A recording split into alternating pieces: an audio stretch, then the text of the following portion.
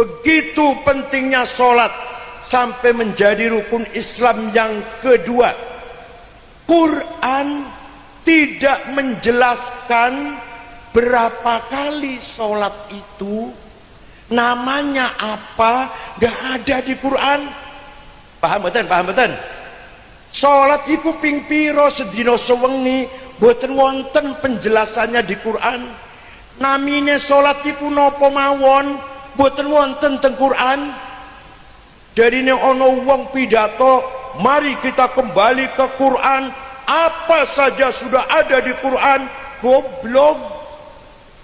Apa saja ada di Quran. Di hadis wonten, qala Rasulullah sallallahu alaihi wasallam, furidat alaikum khamsu maktubat, diwajibkan kepada kamu umat Islam salat ping 5 kali. Hadis, bukan Quran. Namanya salat az-zuhr wal asr wal maghrib wal isya wal fajr. Hadis, bukan Quran. Paham Bu ya? Hadis pun Rasulullah pun tidak menjelaskan secara urut syarat-syarat sahnya sholat. Kudu Islam, kudu baligh, duwe akal, suci dari hadas shogir, hadas kabir, suci dari najis, masuk waktu. Nggak ada hadis menerangkan gitu, nggak ada. Rukunya sholat 14, takbiratul ihram, niat, berdiri bagi yang mampu, baca Fatihah, ruku. Nggak ada hadis yang menerangkan urut begitu, nggak ada. Qala Rasulullah arkanus sholati arba'ata asyar. Kanjeng Nabi ngendikan, bersabda rukun sholat 14. Nggak ada hadis itu, begitu nggak ada. Paham betul? Dan terus dari mana kita bisa sholat? Kita tahu syaratnya sholat seperti tadi itu. Rukunya sholat ada 14. Dari mana kita tahu? Bahwa di Al-Quran tidak ada perintah sholat 5 waktu. Nah, kalau memang itu pernyataannya, tidak salah. Memang di Al-Quran tidak ada perintah sholat 5 waktu. Justru yang ada adalah perintah sholat dalam 3 waktu. Sebagaimana disebutkan dalam ayat yang berbunyi, Aqimis sholata liduluki syamsi ila ghasaqil laili wa qur'anal fajri. Aqimis sholata liduluki syamsi ila ghasaqil laili wa qur'anal fajri. Lakukan sholat saat matahari di atas, tergelincir hingga terbenam. Kemudian saat fajar menyingsing. Itu menunjukkan ada 3 waktu yang disebutkan dalam Al-Quran.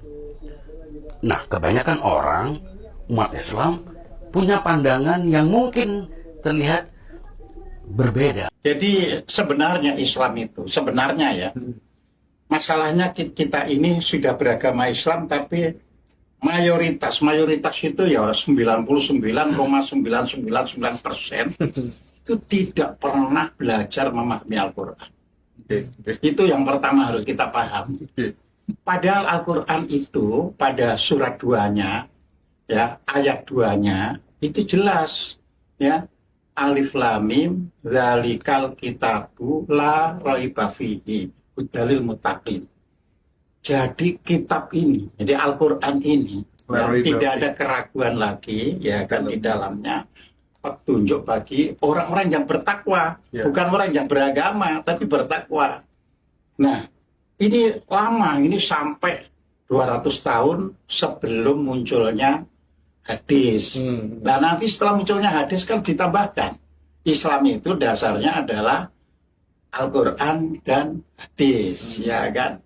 Nah, kalau kita rujuk ke Al-Quran, ya tidak ada satu ayat pun, ya, yang menyatakan berapa kali kewajiban seseorang menjalankan sholat, ya. Jadi tidak ada di dalam Al-Quran, ya.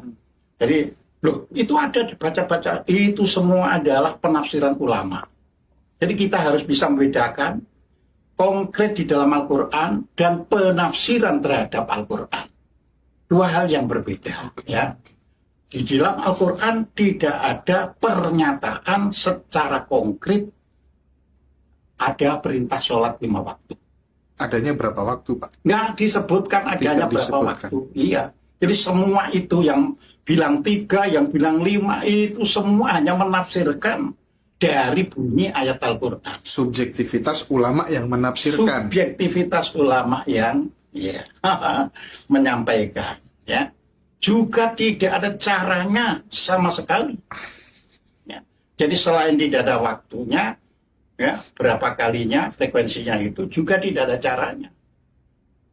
Salat itu baru dirumuskan oleh Imam Ja'far As-Shadiq 90 tahun setelah baginda Nabi wafat. Salat itu tadi. Bahkan Imam Ja'far As-Shadiq sekalipun bagaimana salat Nabi nggak tahu.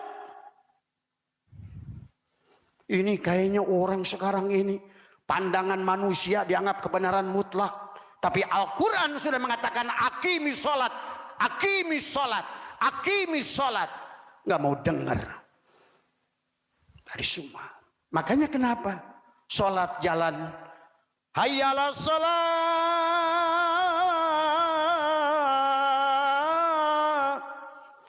hayya 'alal falah, tapi nggak ada menangnya, kalah terus.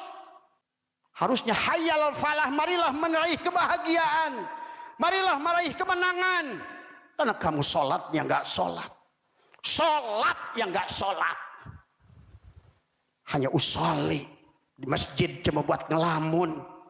Inilah karena konsep masjidnya. Sebelum Allah bicara tentang masjid, Masjidil Haram, Masjidil Aqsa, Baitul Ma'mur, semuanya secara fisik belum dibangun oleh manusia.